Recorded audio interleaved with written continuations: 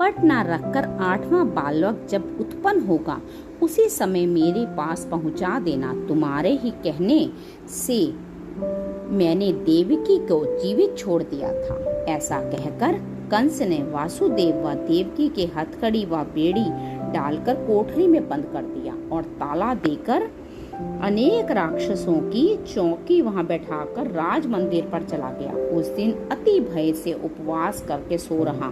दूसरे दिन फिर बंदी खान में जाकर देवकी के मुख का प्रकाश देखकर कहने लगा कि जैसा तेज इस गर्भ में दिखलाई देता है वैसा प्रकाश और गर्भों में नहीं था, इसलिए जान पड़ता है कि मेरा काल इसी गर्भ में है। जब राजा कंस को देवकी रूप हरि मंदिर का दर्शन करने से ज्ञान प्राप्त हुआ तब उसने कहा कि देवकी को अभी मार डालता, पर संसार के अपयश व पाप से डरता हूँ। ऐसा प्रतापी राजा होगा, गर्भवती स्त्री को क्या मारूं?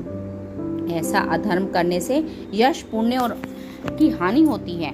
जो बालक जन्मेगा उसी को मारूंगा। यह विचार कर वह अपने घर चला आया और रखवारी करने वाले से कह दिया कि जिस घड़ी बालक उत्पन्न हो उसी समय मुझे संदेश देना। चौकी रहने पर भी अपने प्राण के डर से नित्य वहां जाकर सुध ले आता था। गर्भ का तेज देकर 8 पहर उसको खाते पीते चलते फिरते बाल रूपी श्री कृष्ण जी की मूर्ति दिखलाई देती थी। सो उस रूप के डर से दिन रात वह व्याकुल रहता था। वासुदेव व देवकी दुख से व्याकुल होकर हरि चरणों का ध्यान करते थे।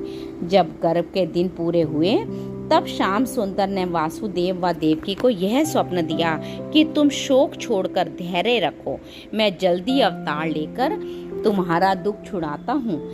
जब यह स्वप्न देखकर वे दोनों जाग उठे तब देवकी ने वासुदेव से कहा कि धर्म छूट जावे तो कुछ डर नहीं, पर इस बालक को कंस से छिपाना चाहिए।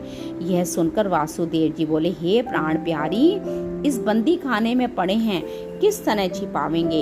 यह कहकर वे दोनों अति विलाप करके रोने लगे। तब उसी समय ब्रह्मा और महादेव आदि देवता इस रूप में जिसमें उनको कोई न देख पावे वहां आए और हाथ जोड़कर वेद मंत्र से गर्भ स्तुति करने लगे कि हे परब्रह्म परमेश्वर सत्य रूप, आप तीनों लोक में सच्चे रहते हैं। हम इस वास्ते हम लोग तुम्हारी शरण में आए हैं।